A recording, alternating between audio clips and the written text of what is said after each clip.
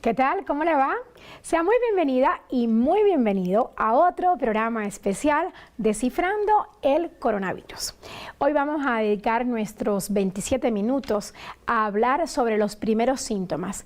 ¿Qué debemos hacer cuando tenemos algunos de estos síntomas? Y para ello hemos invitado al doctor Víctor Santamaría, que es graduado de la Escuela Latinoamericana de Medicina de Cuba y también en la actualidad es director del Centro de Salud Beatriz Velasco de Alemán, uno de los centros de salud más concurridos de la Ciudad de México, de los que tienen más actividad, de los que tal vez el que más prueba de PCR ha hecho para detectar la COVID, pero eso usted nos los contará, doctor. Queremos empezar con una pregunta general sobre cómo identificar pacientes con signos y síntomas de enfermedad respiratoria. Sea muy bienvenido. Gracias. En nuestra unidad contamos con un filtro, el cual podemos identificar pacientes que son sospechosos de padecer la enfermedad. Nosotros hacemos un interrogatorio al paciente para poder identificar algunos síntomas que son sugestivos de la COVID-19. Al momento de nosotros realizar este interrogatorio, podemos también utilizar algunas herramientas como lo es un oxímetro para identificar al mismo tiempo la saturación de oxígeno, además de su frecuencia cardíaca. ¿Por qué la frecuencia cardíaca es importante? Al día de hoy hemos atendido más de 28,000 pacientes en la unidad. Todos sospechosos de padecer la enfermedad de COVID-19, entre positivos y negativos. Y de todos estos pacientes hemos notado que hay personas que su saturación se encuentra dentro de los límites normales. O sea, más de 90. Arriba de 90%, pero su frecuencia cardíaca nos está avisando que ya existe un proceso inflamatorio. Por ejemplo, notamos que en el oxímetro nos marca 93-92% de saturación de oxígeno y en el oxímetro nos marca también el pulso arriba de 100, 116, 120 latidos por minuto. ¿Y eso es una señal de alarma? Nosotros ahí comenzamos a sospechar o a indagar otras cosas, ¿no? que a lo mejor se pudieran presentar. Nosotros tenemos la facilidad en la unidad de tener un servicio de rayos X. Al momento de nosotros ver esta situación, podemos mandarlo directo al servicio de rayos X, en el cual hemos detectado pacientes que se ven en un estado normal y nosotros identificando esto, ya también encontramos un proceso inflamatorio en pulmón. Eso nos ayuda bastante para una detección oportuna. Justamente le quería preguntar cuál es la importancia de una detección oportuna, de una detección temprana de la COVID-19. Bueno, pues la detección oportuna es muy importante, ya que nosotros podemos primero realizar un bloqueo y evitar que otras personas se contagien. Además de evitar complicaciones de un paciente que tiene ya riesgo de complicarse. Doctor, tengo entendido que en su centro de atención primaria atienden diariamente a cientos de personas. ¿Nos puede decir cuáles son los síntomas que ustedes han catalogado como más comunes? Sí, hemos identificado con mucha frecuencia el agotamiento o cansancio en estos pacientes, la tos seca y también el dolor de cabeza. Son los más comunes, digamos. Son síntomas que se presentan de manera frecuente. Sin embargo, como sabemos, hay pacientes que no presentan síntomas o hay pacientes que presentan algunos otros síntomas más aislados. ¿Cuáles serían? Puede haber conjuntivitis, diarrea, pérdida del olfato, pérdida del gusto. Pudiéramos tener dolor articular, dolor muscular. Entonces, hay síntomas que se llegan a presentar de manera muy diferente, incluso hasta en personas que se infectaron de la misma familia. Doctor, ¿cuáles son los síntomas más graves que nos indican que debemos salir a buscar atención médica urgentemente? Si la saturación baja de 90%, nosotros ya estamos evidenciando algún dato de alarma que nos pudiera dar la necesidad de otro tipo de atención, en este caso atención hospitalaria. El paciente muchas veces acude a nuestra unidad con falta de aire o fatiga inclusive al caminar algunos pasos. Nosotros primero tenemos que evaluar el estado físico del paciente y si nosotros identificamos estos datos de alarma respiratoria, ¿los mandan a un inmediatamente hospital? tenemos que referirlos al hospital. En base a su experiencia, ¿han detectado alguna diferencia en los síntomas entre hombres, mujeres y niños y niñas? En general, todas las personas pueden presentar los mismos síntomas. En algunas personas, la gravedad de los síntomas depende del estado físico e inmunitario de la persona. Algunos estudios dicen que se enferman más gravemente los hombres que las mujeres. ¿A qué se debe esto? Hemos notado que la mayoría de los hombres tienden a presentar síntomas más evidentes. Inclusive hay situaciones donde dicen que al hombre le da más que a las mujeres. ¿Y ustedes en el centro de salud que usted dirige, llegan más hombres que mujeres enfermas? Por igual. Ah, por igual. Sí, llegan por igual. Sin embargo, sí hemos identificado síntomas más complicados en los hombres que en las mujeres.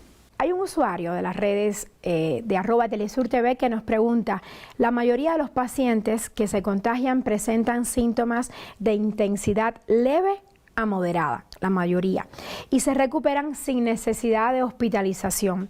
¿Cuándo usted como médico dedicado a la atención primaria decide enviar al paciente al hospital? Principalmente cuando detectamos estos datos de dificultad respiratoria. No en todos los pacientes los síntomas evolucionan de la misma manera. Como les mencionaba, es todo dependiente del estado inmunitario o físico de la persona. De las personas que llegan a diario a su centro de salud, ¿qué les cuenta? ¿Dónde se contagiaron? Me imagino que eso se lo pregunten en ese cuestionario del cual usted nos habló. Sí, la mayoría de las personas nos refieren que los contagios son en lugares públicos, principalmente el transporte público. Sin embargo, hemos notado que la mayoría de los contagios son en casa, en los domicilios, con las familias. Hay muchas personas que se resguardan en sus casas, pero con una sola persona que salga y no tenga las medidas de protección necesarias, puede contagiar a la familia entera. ¿Les llegan familias enteras contagiadas? Nos han llegado familias enteras contagiadas, algunos más complicados que otros, pero regularmente es por un error que tiene alguno de los integrantes del domicilio. ¿Qué usted le diría a esa familia?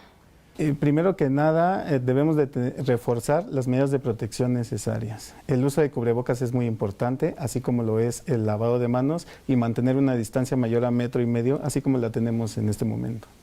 ¿Por qué recomiendan tanto la distancia mayor a 1,5 metros? Explíquenos para que lo entienda todo el mundo. ¿Qué pasa con esas gotículas? Porque las que son pesadas tengo entendido que sí caen al piso, pero hay otras menos pesadas que se quedan suspendidas. ¿Qué pasa con esas gotículas? ¿Por qué recomiendan tanto la distancia como esta que tenemos usted y yo ahora, como bien lo dice?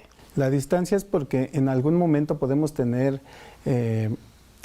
algún síntoma expulsivo, como es la tos o el estornudo.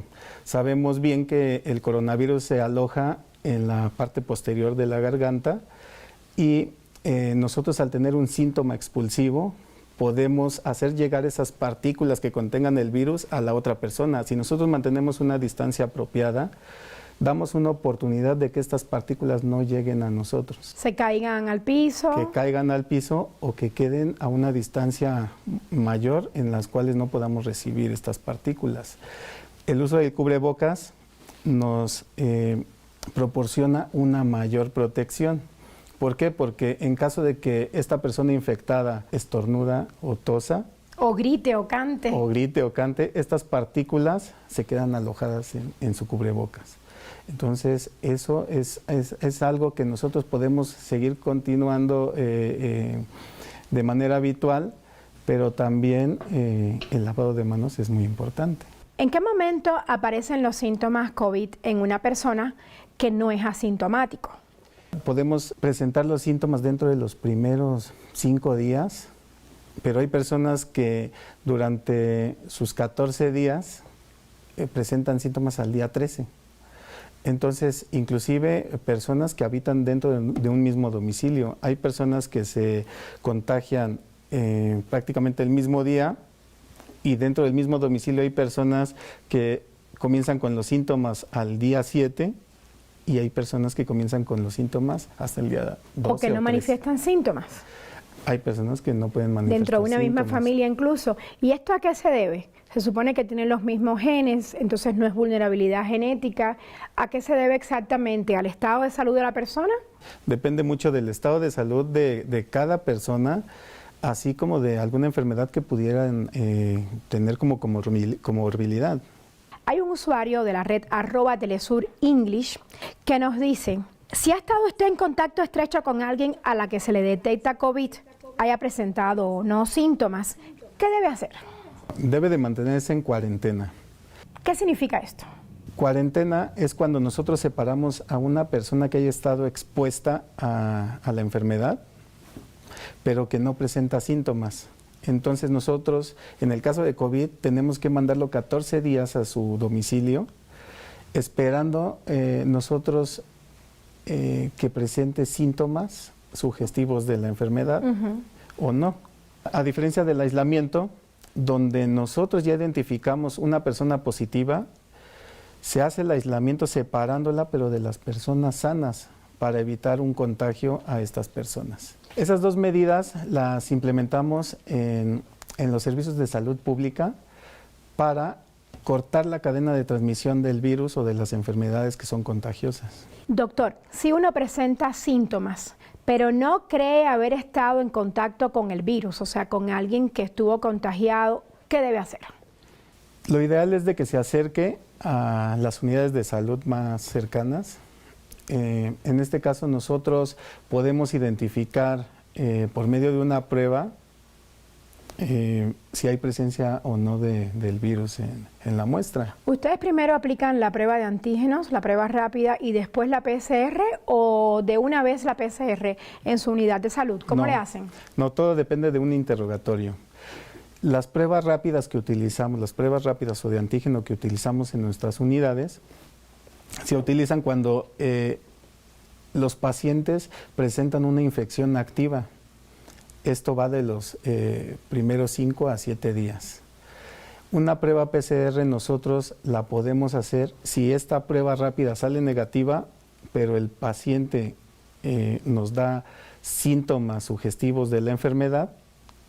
Posiblemente este contagio ya fue de tiempo atrás. Entonces nosotros hacemos esta prueba de PCR cuando una persona no tiene una infección activa tal vez. Con este tema, doctor, le propongo hacer una breve pausa y usted, amigo televidente, no se aparte de la pantalla. Pronto retomamos esta plática sobre la COVID-19.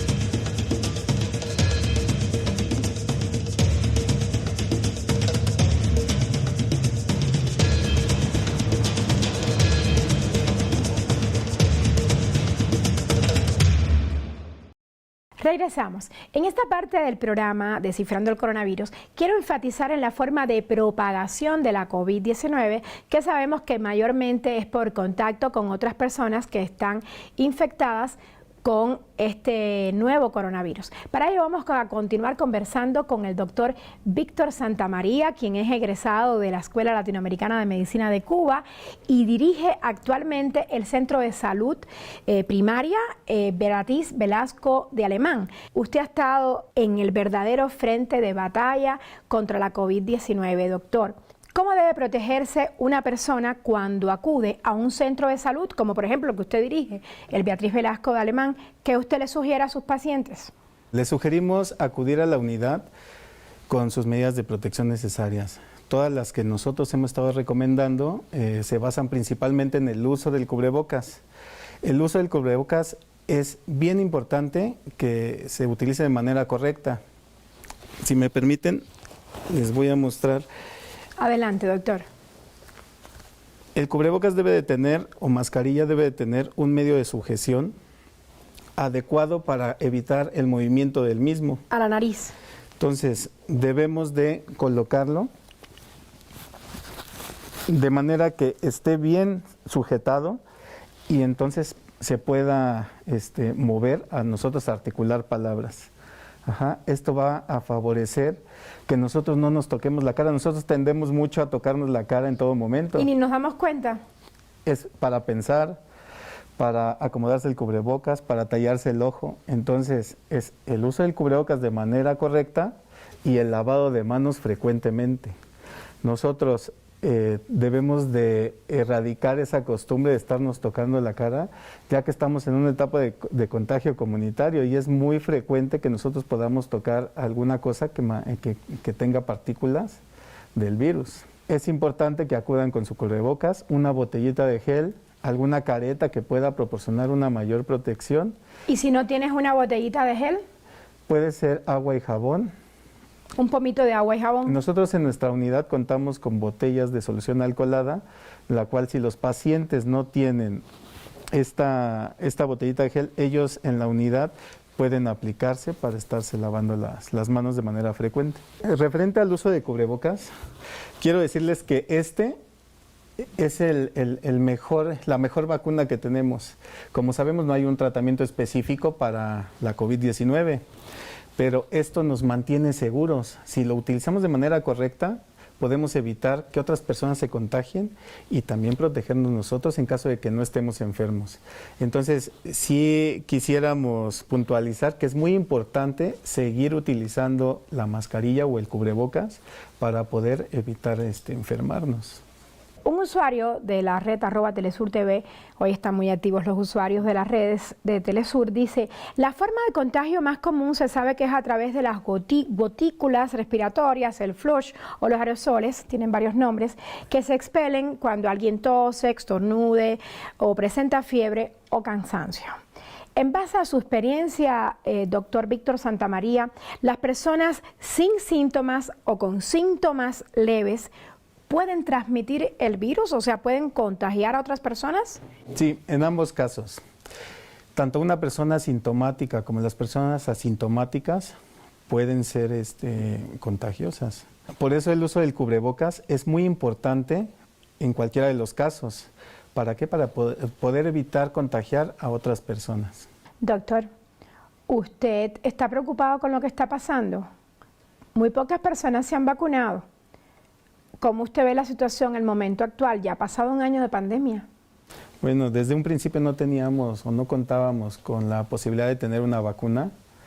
Al momento yo pienso que lo más recomendable es continuar con las medidas de protección como estábamos intentándolo hacer desde un principio. La vacuna tal vez va a tardar un poco en llegar a la mayoría de las personas, sin embargo es necesario continuar estas medidas de protección personal. El uso de cubrebocas, insisto, es lo ideal hasta que nosotros podamos tener acceso a esta vacuna. Cuando vamos al centro histórico de la Ciudad de México vemos multitudes en la calle y vemos personas que no llevan cubrebocas. Ya ni preguntemos por las caretas de protección. No llevan ni siquiera un cubrebocas, porque vemos otros que nos ponemos 2 cubrebocas para protegernos mucho más. Esto, ¿qué le dice a usted? Realmente estamos preocupados. Nos estamos relajando nuevamente y esto, pues en unos días vamos a tener otra vez más casos que se puedan presentar.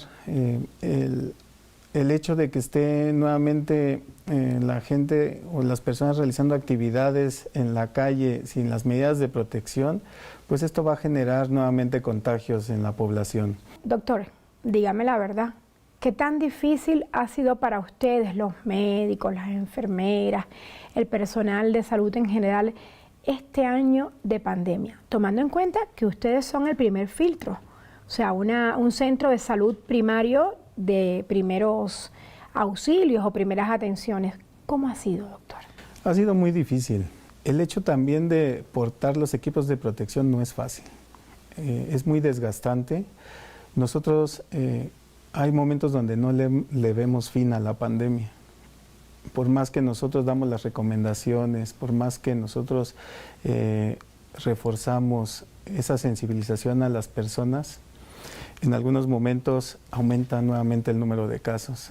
Entonces, para todos nosotros ha sido bastante desgastante y llegan momentos donde no le vemos fin a esto. El desgaste ha sido bastante fuerte. ¿Mucho cansancio? Hemos trabajado inclusive fuera de nuestro horario laboral. El equipo con el que cuento es muy entregado, muy dedicado a su profesión, a las actividades que están realizando propias de COVID-19. Y sí quisiera pues reconocer el trabajo de todos, porque desde un principio todos han estado al pie del cañón, al frente de esta batalla que día con día ha sido muy desgastante, y que ellos han puesto lo mejor de sí para mantenerse de pie y poder atender a todos los que han acudido a nuestro centro de salud. ¿Cómo les afectó a ustedes el aumento del número de contagios que hubo en las fiestas decembrinas? ¿Usted le preocupa que pueda ocurrir algo similar ahora que viene Semana Santa? Hay momentos donde hemos tenido una carga mayor de trabajo. Tal es el caso de diciembre, donde se aumentaron los casos de positivos. Fue impresionante. Por las fiestas decembrinas. Sí, se incrementaron las reuniones en casa, las fiestas decembrinas. Entonces comenzaron a aumentar los números de casos en enero de manera impresionante. Es donde nosotros reflexionamos y queremos darle a entender a la gente que no se tiene que relajar, que tienen que mantener sus medidas de protección. Y ahora que se viene Semana Santa, mantener esos cuidados para evitar contagiarnos. ¿Y en algún momento a lo largo de este año de pandemia se ha reducido el número de casos que han ido a la unidad de salud que usted dirige? Sí, en este momento tenemos una disminución muy evidente en el número de pacientes que acuden a nuestro centro de salud.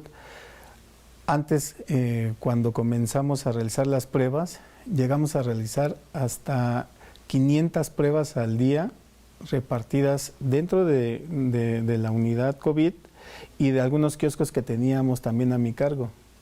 500 pruebas diarias. Los kioscos son carpas, son kioscos de la salud ubicados en puntos claves de la Ciudad de México para identificar personas positivas y realizar bloqueos de manera oportuna para evitar contagios a otras personas. ¿Qué significan bloqueos? El bloqueo es identificar un caso positivo y aislarlo. Así nosotros evitamos o cortamos la cadena de transmisión de la enfermedad. ¿Pero cómo cortan la cadena? Podemos identificar por medio de un estudio epidemiológico casos y contactos. Esta persona positiva que ya identificamos puede también decirnos si estuvo en contacto con otras personas y nosotros poder identificar a estas otras personas si han tenido contacto con el virus o no. Ustedes en el Centro de Salud Beatriz Velasco Alemán, ¿solo hacen pruebas PCR, doctor, o a qué se dedican? En un inicio comenzamos a hacer las pruebas para detección de COVID-19, pero nosotros le dimos un enfoque más integral. Teníamos que tener una atención más integral al paciente. ¿Cómo es esto?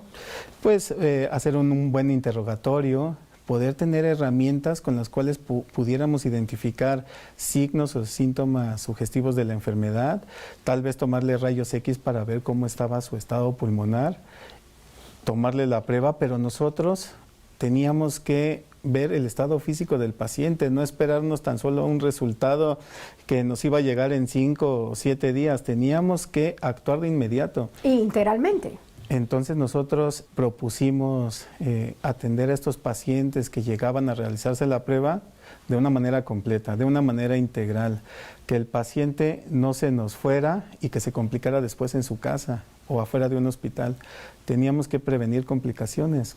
¿Cómo lo hicieron, doctor? Cuéntenos esa experiencia y cómo lo están haciendo ahorita. Desde un principio comenzamos a identificar bien a los pacientes sospechosos.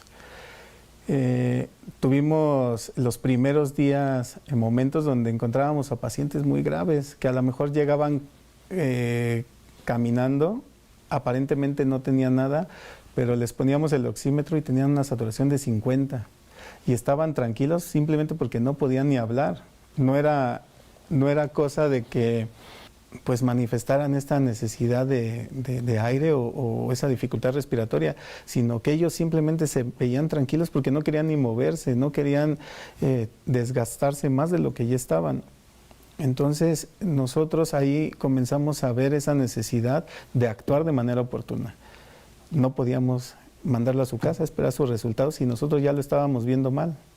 Los primeros días optamos por hacer las referencias a nivel hospitalario de estos pacientes con dificultad respiratoria, pero conforme fueron pasando los días dentro de la pandemia, nosotros ya actuábamos antes de que estos pacientes se complicaran. O fueran trasladados al hospital. O fueran trasladados al hospital.